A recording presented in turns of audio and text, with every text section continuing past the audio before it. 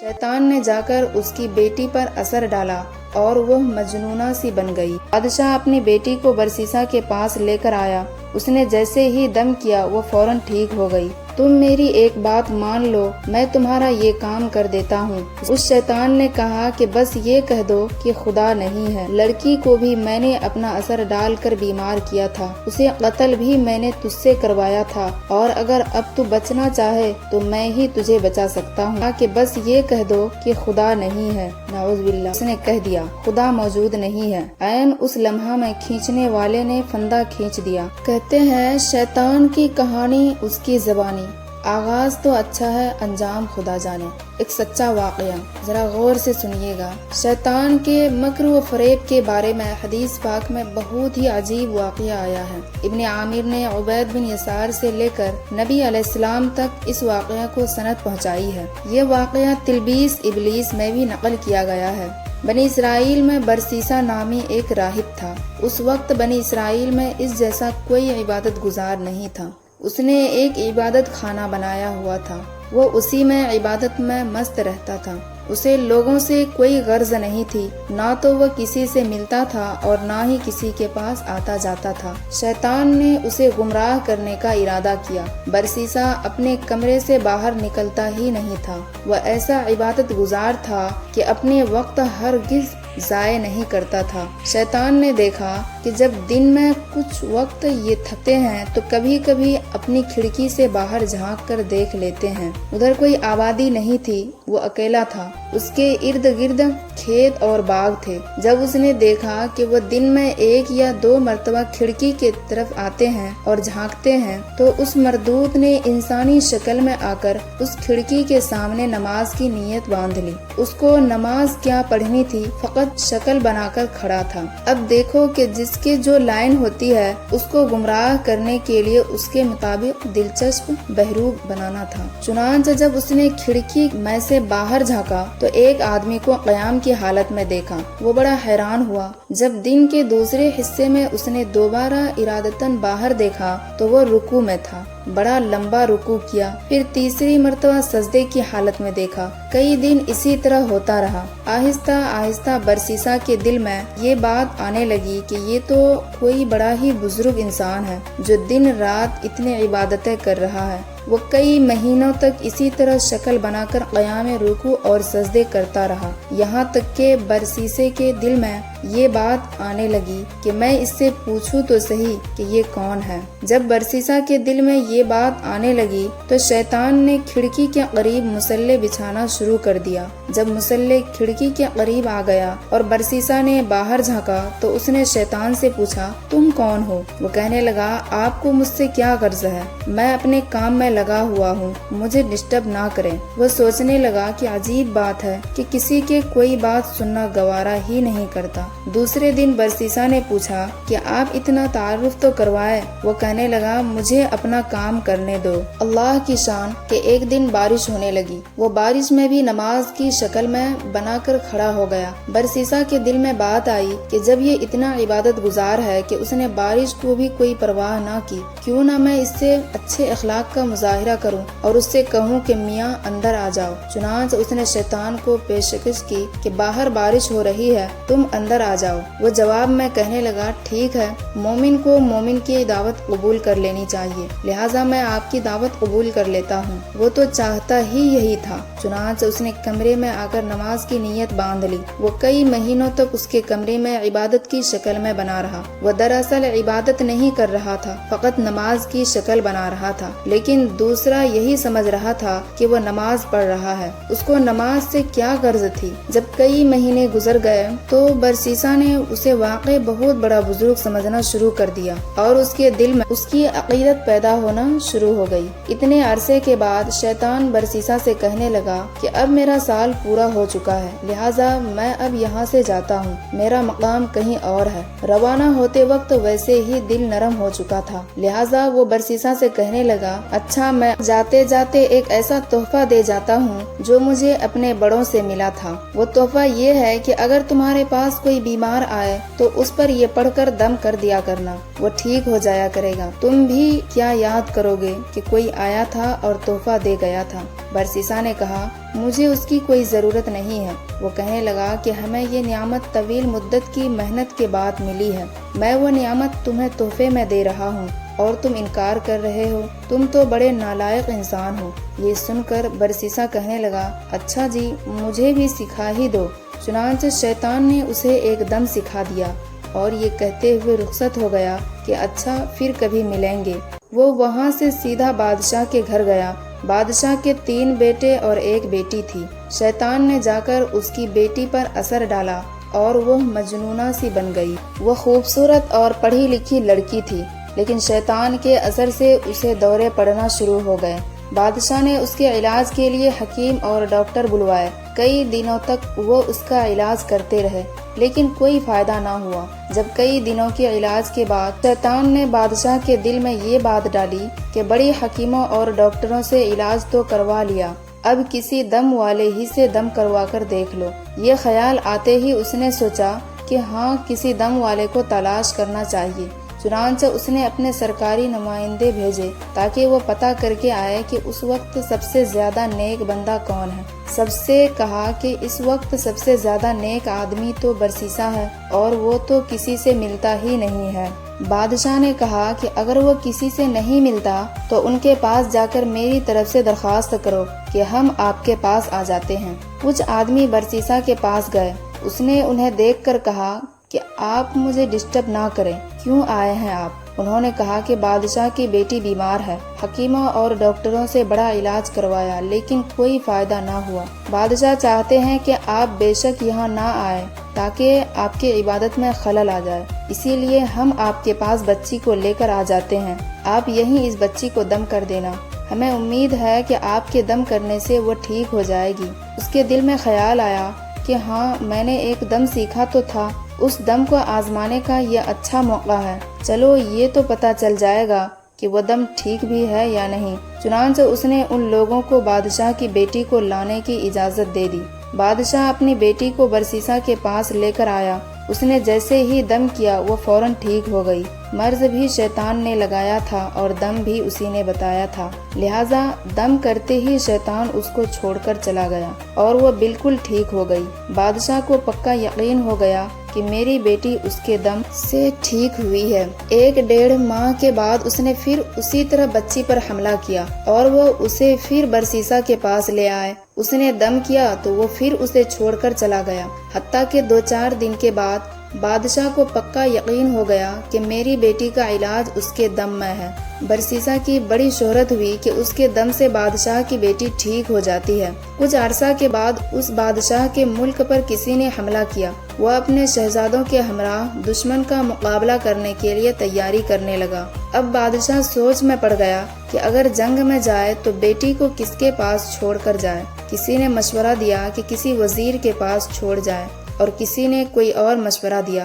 بادشاہ کہنے لگا کہ اگر اس کو دوبارہ بیماری لگ گئی تو پھر کیا بنے گا؟ برسیسا تو کسی کی بات بھی نہیں سنے گا۔ چنانچہ بادشاہ نے کہا کہ میں خود برسیسا کے پاس اپنی بیٹی کو چھوڑ جاتا ہوں، دیکھو شیطان کیسے جوڑ ملا رہا ہے۔ بادشاہ اپنے تینوں بیٹی اور بیٹے کو لے کر برسیسا کے پاس پہنچ گیا اور کہنے لگا کہ ہم جنگ پر جا رہے ہیں، زندگی اور موت کا کوئی پتہ نہیں، مجھے اس وقت سب سے زیادہ اعتماد تم ہی پر ہے اور میری بیٹی کا علاج بھی تمہارے ہی پاس ہے، لہٰذا میں چاہتا ہوں کہ یہ بچی تمہارے پاس ہی ٹھہر جائے۔ برسیسا کہنے لگا، توبہ توبہ، میں یہ کام کیسے کر سکتا ہوں کہ یہ اکیلی میرے پاس ٹھہرے؟ بادشاہ نے کہا، نہیں، ایسی کوئی بات نہیں ہے، بس آپ اجازت دے دیں، میں اس کے رہنے کے لیے آپ کی عبادت خانے کے سامنے ایک گھر بنوا دیتا ہوں۔ اور یہ اسی گھر میں ٹھہرے گی۔ برسیسا نے یہ سن کر کہا چلو ٹھیک ہے۔ جب اس نے اجازت دی تو بادشاہ نے اس کے عبادت خانے کے سامنے گھر بنوا دیا اور بچی کو وہاں چھوڑ کر جنگ پر روانہ ہو گئے۔ اب برسیسا کے دل میں بات آئی کہ میں اپنے لیے تو کھانا بناتا ہی ہوں، اگر بچی کا کھانا بھی بنا دیا کروں تو اس میں کیا حرج ہے، کیونکہ وہ اکیلی ہے، پتہ نہیں کہ اپنے لیے کھانا پکائے گی بھی یا نہیں پکائے گی۔ چنانچہ وہ کھانا بناتا اور آدھا خود کھا کر باقی آدھا کھانا اپنے عبادت خانے کے دروازے کے باہر رکھ دیتا اور اپنا دروازہ کھٹکھٹا دیتا۔ یہ اس لڑکی کے لیے اشارہ ہوتا تھا کہ اپنا کھانا اٹھا لو۔ اس طرح وہ لڑکی کھانا اٹھا کر لے جاتی اور کھا لیتی۔ کئی مہینوں تک یہی معمول رہا۔ اس کے بعد شیطان نے اس کے دل میں یہ بات ڈالی کہ دیکھو وہ لڑکی اکیلی رہتی ہے، تم کھانا پکا کر اپنے دروازے کے باہر رکھ دیتے ہو اور لڑکی کو وہ کھانا اٹھانے کے لیے گلی میں نکلنا پڑتا ہے۔ اگر کبھی کسی مرد نے دیکھ لیا تو وہ تو اس کی عزت خراب کر دے گا، اس لیے بہتر یہ ہے کہ کھانا بنا کر اس کے دروازے کے اندر رکھ دیا کرو تاکہ اس کو باہر نہ نکلنا پڑے۔ چنانچہ برسیسا نے کھانا بنا کر اس کے دروازے کے اندر رکھنا شروع کر دیا۔ وہ کھانا رکھ کر کنڈی کھٹکھٹا دیتا اور وہ کھانا اٹھا لیتی۔ یہی سلسلہ چلتا رہا۔ جب کچھ اور مہینے بھی گزر گئے تو شیطان نے اس کے دل میں ڈالا کہ تم خود تو عبادت میں لگے رہتے ہو، یہ لڑکی اکیلی ہے، ایسا نہ ہو کہ تنہائی کی وجہ سے اور زیادہ بیمار ہو جائے، اس لیے بہتر ہے کہ اس کو کچھ نصیحت کر دیا کرو تاکہ یہ بھی عبادت گزار بن جائے اور اس کا وقت ضائع نہ ہو۔ یہ خیال دل میں آتے ہی اس نے کہا کہ ہاں یہ بات تو بہت اچھی ہے، لیکن اس کام کی کیا ترتیب ہونی چاہیے؟ شیطان نے اس بات کا جواب بھی اس کے دل میں ڈالا کہ اس کو کہہ دو کہ وہ اپنے گھر کی چھت پر آ جایا کرے اور تم بھی اپنے گھر کی چھت پر بیٹھ جایا کرو اور اسے واعظ و نصیحت کیا کرو۔ چنانچہ اس نے اسی ترتیب سے واعظ و نصیحت کرنا شروع کر دی۔ اس کے واعظ کا اس لڑکی پر بڑا اثر ہوا۔ اس نے نمازیں اور وظیفے شروع کر دیے۔ اب شیطان نے اس کے دل میں یہ بات ڈالی کہ دیکھ تیری نصیحت کا اس پر کتنا اثر ہوا، ایسی نصیحت تو ہر روز ہونی چاہیے۔ چنانچہ اس نے روزانہ نصیحت کرنی شروع کر دی۔ اسی طرح کرتے کرتے جب کچھ وقت گزر گیا تو شیطان نے پھر اس کے دل میں یہ بات ڈالی کہ تم اپنے گھر کی چھت پر بیٹھتے ہو اور وہ اپنے گھر کی چھت پر بیٹھتی ہے، راستے میں سے گزرنے والے کیا باتیں سوچیں گے کہ یہ کون باتیں کر رہے ہیں، اس طرح تو بہت ہی غلط تاثیر پیدا ہو جائے گا۔ اس لیے بہتر یہ ہے کہ چھت پر بیٹھ کر اور اونچی آواز سے بات کرنے کے بجائے تم دروازے سے باہر کھڑے ہو کر تقریر کرو اور وہ دروازے کے اندر کھڑے ہو کر سن لے، پردہ تو ہوگا ہی صحیح۔ چنانچہ اب واعظ و نصیحت شروع ہو گئی۔ کچھ عرصہ تک اسی طرح معمول رہا۔ اس کے بعد شیطان نے پھر برسیسا کے دل میں خیال ڈالا کہ تم باہر کھڑے رہ کر تقریر کرتے رہو، دیکھنے والے کیا کہیں گے کہ پاگلوں کی طرح ایسے ہی باتیں کر رہا ہے، اس لیے اگر تقریر کرنی ہی ہے تو چلو کواڑ کے اندر کھڑے ہو کر لیا کرو، وہ دور کھڑے ہو کر سن لیا کرے گی۔ چنانچہ اب اس نے دروازے کے اندر کھڑے ہو کر تقریر کرنا شروع کر دی۔ جب اس نے اندر کھڑے ہو کر تقریر کرنا شروع کی تو لڑکی نے اس کو بتایا کہ اتنی نمازیں پڑھتی ہوں اور اتنی عبادت کرتی ہوں۔ یہ سن کر اسے بڑے خوشی ہوئی کہ میری باتوں کا اس پر بڑا اثر ہو رہا ہے، اب میں اکیلا ہی عبادت نہیں کر رہا ہوں بلکہ یہ بھی عبادت کر رہی ہے۔ کئی دن تک یہی سلسلہ چلتا رہا۔ بالآخر شیطان نے لڑکی کے دل میں برسیسا کی محبت ڈالی اور برسیسا کے دل میں لڑکی کی محبت ڈالی۔ چنانچہ لڑکی نے کہا کہ آپ جو کھڑے کھڑے بیان کرتے ہیں میں آپ کے لیے چارپائی ڈال دیا کروں گی، آپ اس پر بیٹھ کر بیان کر دیا کرنا اور میں دور بیٹھ کر سن لیا کروں گی۔ اس نے کہا بہت اچھا۔ لڑکی نے دروازے کے قریب چارپائی ڈال دی۔ برسیسا اس پر بیٹھ کر نصیحت کرتا رہا اور لڑکی دور بیٹھ کر سنتی رہی۔ اس دوران شیطان نے برسیسا کے دل میں لڑکی کے لیے بڑی شفقت و ہمدردی پیدا کر دی۔ کچھ دن گزرے تو شیطان نے عابد کے دل میں بات ڈالی کہ نصیحت سنانی تو لڑکی کی ہوتی ہے، دور بیٹھنے کی وجہ سے اونچا بولنا پڑتا ہے، گلی سے گزرنے والے لوگ بھی سنتے ہیں، کتنا اچھا ہوگا کہ یہ چارپائی ذرا آگے کر کے رکھ لیا کرے اور دھیمی آواز میں گفتگو کر لیا کرے۔ چنانچہ चुनांच बरसीसा की चारपाई लड़की की चारपाई के करीब हो गई और वाज व नसीहत का सिलसिला जारी रहा। कुछ अरसा इसी तरह गुजरा तो शैतान ने लड़की को मुज़य्यन करके बरसीसा के सामने पेश करना शुरू कर दिया और वो यूं इस लड़की के हुस्न व जमाल का होता गया। अब शैतान ने बरसीसा के दिल में जवानी के ख्यालात डालना शुरू कर दिए, हत्ता के बरसीसा के दिल इबादत खाने से उचाट हो गया और उसका ज्यादा वक्त लड़की से बातें करने में गुजर जाता। साल गुजर चुका था। एक दफा शहजादों ने आकर शहजादी की खबरगिरी की तो शहजादी को खुश खर्म पाया और राहिब के गुण गाते देखा। शहजादों को लड़ाई के दोबारा सफर पर जाना था, इसलिए वो मुतमईन होकर चले गए। अब शहजादों के जाने के बाद शैतान ने अपने कोशिश तेज तर कर दी। चुनांच उसने बरसीसा के दिल में लड़की का इश्क पैदा कर दिया और लड़की के दिल में बरसीसा का इश्क भर दिया, हत्ता के दोनों तरफ बराबर की आग सुलग उठी। अब जिस वक्त आबिद नसीहत करता तो सारा वक्त उसकी निगाहें शहजादी के चेहरे पर जमी रहती। शैतान लड़की को नाज व अंदाज सिखाता और वह सरापा नाजनीन रश्क कमर अपने अंदाज व अतवार से बरसीसा का दिल लुभा लेती। हत्ता के आबिद ने अलहदा चारपाई पर बैठने के बजाय लड़की के साथ एक ही चारपाई पर बैठना शुरू कर दिया। अब उसकी निगाहें जब शहजादी के चेहरे पर पड़ी तो उसने उसे सरापा हुस्न व जमाल। चुनांच आबिद अपने शहवानी जज्बात पर काबू न रख सका और उस शहजादी की तरफ हाथ बढ़ाया। शहजादी ने मुस्कुराकर उसकी हौसला अफजाई की, यहाँ तक के बरसीसा जिना का मुर्तकिब हो गया। जब दोनों के दरमियान से हया की दीवार हट गई और जिना के मुर्तकिब हुए तो वह आपस में मियाँ बीवी की तरह रहने लग गए और उसी दौरान शहजादी हामला हो गई। अब बरसीसा को फिक्र लाहिक हुई कि अगर किसी को पता चल गया तो क्या बनेगा, मगर शैतान ने उसके दिल में ख्याल डाला कि कोई फिक्र की बात नहीं, जब वज़ा हमल होगा तो नौमौलूद को जिंदा दरगोर कर देना और लड़की को समझा देना वो अपना भी ऐब छुपाएगी और तुम्हारा ऐब भी छुपाएगी। इस ख्याल के आते ही डर और खौफ के तमाम हिजाब दूर हो गए और बरसीसा बेखौफ व खतर होश व परस्ती और नफ्स परस्ती में मशगूल रहा। एक वह दिन भी आया जब उस शहजादी ने बच्चे को जन्म दिया। जब बच्चे को वह दूध पिलाने लगी तो शैतान ने बरसीसा के दिल में डाला कि अब 1.5-2 साल गुजर गए हैं और बादशाह और दीगर लोग जंग से वापस आने वाले हैं। शहजादी उनको सारा माजरा सुना देगी, इसलिए तुम उसका बेटा किसी बहाने से कत्ल कर दो ताकि गुनाह का सबूत ना रहे।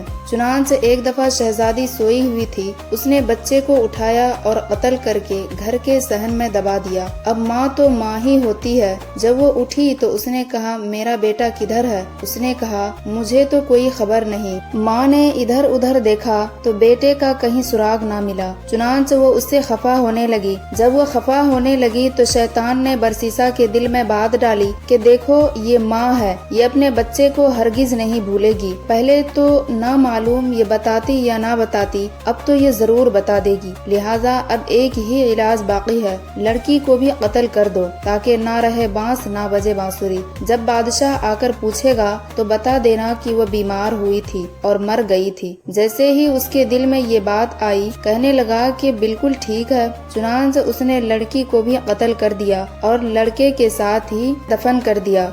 उसके बाद वह अपनी इबादत में लग गया। कुछ महीनों के बाद बादशाह सलामत वापस आए। उसने बेटों को भेजा कि जाओ अपनी बहन को ले आओ। वो बरसीसा के पास आए और कहने लगे, जी हमारी बहन आपके पास थी, हम उसे लेने आए हैं। बरसीसा उनकी बात सुनकर रो पड़ा और कहने लगा कि आपकी बहन बहुत अच्छी थी, बड़ी नेक थी और ऐसे ऐसे इबादत करती थी, लेकिन वो अल्लाह को प्यारी हो गई। ये सहन में उसकी कब्र है। भाइयों ने जब सुना तो वो रो धो कर वापस चले गए। घर जाकर जब वो रात को सोए तो शैतान ख्वाब में बड़े भाई के पास गया और उससे पूछने लगा, बताओ तुम्हारी बहन का क्या बना? वो कहने लगा, हम जंग के लिए गए हुए थे, उसे बरसीसा के पास छोड़कर गए थे, वो अब फौत हो चुकी है। शैतान कहने लगा, वो तो फौत नहीं हुई। उसने पूछा कि अगर फौत नहीं हुई तो फिर क्या हुआ? वो कहने लगा, बरसीसा ने खुद ये करतूत किया है और उसने खुद उसे कत्ल किया है और फलां जगह उसे दफन किया और बच्चे को उसने उसी के साथ दफन किया है। उसके बाद वो ख्वाब में ही उसके दरमियाने भाई के पास गया और उसको भी यही कुछ कहा और फिर उसके छोटे भाई के पास जाकर भी यही कुछ कहा। तीनों भाई जब सुबह उठे तो एक ने कहा, मैंने एक خواب دیکھا ہے؟ دوسرے نے کہا میں نے یہی خواب دیکھا، اور تیسرے نے کہا میں نے بھی یہی خواب دیکھا ہے۔ وہ آپس میں کہنے لگے کہ یہ عجیب اتفاق ہے کہ سب کو ایک جیسا خواب آیا ہے۔ سب سے چھوٹے بھائی نے کہا یہ اتفاق کی بات نہیں ہے، بلکہ میں تو جا کر تحقیق کروں گا۔ دوسرے نے کہا چھوڑو بھائی، یہ کون سی بات ہے، جانے دو۔ وہ کہنے لگا نہیں، میں تو ضرور تفتیش کروں گا۔ چنانچہ چھوٹا بھائی غصہ میں آ کر چل پڑا۔ اسے دیکھ کر باقی بھائی بھی اس کے ساتھ ہو لیے۔ انہوں نے جب جا کر زمین کھودا تو انہیں اس میں بہت سی ہڈیاں مل گئی، اور ساتھ ہی چھوٹے سے بچے کے ہڈیوں کا ڈھانچہ بھی مل گیا۔ جب ثبوت مل گیا تو انہوں نے برسیسا کو گرفتار کر لیا۔ اسے جب قاضی کے پاس لے جایا گیا تو اس نے قاضی کے روبرو اپنے اس گھناؤنے اور مکر و فعل کا اقرار کر لیا، اور قاضی نے برسیسا کو پھانسی دینے کا حکم دے دیا۔ جب برسیسا کو پھانسی کے تختے پر لایا گیا اور اس کے گلے میں پھندا ڈالا گیا اور پھر پھندا کھینچنے کا وقت آیا تو پھندا کھینچنے سے عین 2-4 لمحے پہلے شیطان اس کے پاس وہی عبادت گزار کی شکل میں آیا۔ وہ اس سے کہنے لگا کیا مجھے پہچانتے ہو کہ میں کون ہوں؟ برسیسا نے کہا ہاں، میں تمہیں پہچانتا ہوں، تم وہی عبادت گزار ہو جس نے مجھے وہ دم بتایا تھا۔ شیطان نے کہا وہ دم بھی آپ کو میں نے بتایا تھا، لڑکی کو بھی میں نے اپنا اثر ڈال کر بیمار کیا تھا، اسے قتل بھی میں نے تجھ سے کروایا تھا، اور اگر اب تو بچنا چاہے تو میں ہی تجھے بچا سکتا ہوں۔ برسیسا نے کہا اب تم مجھے کیسے بچا سکتے ہو؟ یہ کہنے لگا تم میری ایک بات مان لو، میں تمہارا یہ کام کر دیتا ہوں۔ اس نے پوچھا کہ میں آپ کو کون سی بات مانوں؟ اس شیطان نے کہا کہ بس یہ کہہ دو کہ خدا نہیں ہے۔ نعوذ باللہ۔ برسیسا کے تو ہوا سے باختہ ہو چکے تھے۔ اس نے سوچا کہ چلو میں ایک دفعہ یہ کہہ دیتا ہوں، پھر پھانسی سے بچنے کے بعد دوبارہ اقرار کر لوں گا۔ چنانچہ اس نے کہہ دیا خدا موجود نہیں ہے۔ عین اس لمحہ میں کھینچنے والے نے پھندا کھینچ دیا، اور یوں اس عبادت گزار کی کفر پر موت ہو گئی۔ اس سے اندازہ لگائیے کہ یہ کتنی پلاننگ کر کے انسان کو گناہ کے قریب لاتا چلا جاتا ہے۔ اس نے انسان نہیں بچ سکتا، اللہ ہی اس سے بچا سکتا ہے۔ لہٰذا اللہ رب العزت کے حضور یوں دعا مانگنی چاہیے کہ اے اللہ ہمیں شیطان مردود کے شر سے محفوظ فرما۔ اے پروردگار میں آپ کی پناہ مانگتی ہوں اس سے کہ شیطان میرے پاس آئے۔ اللہ ہم سب کو شیطان سے بچائے۔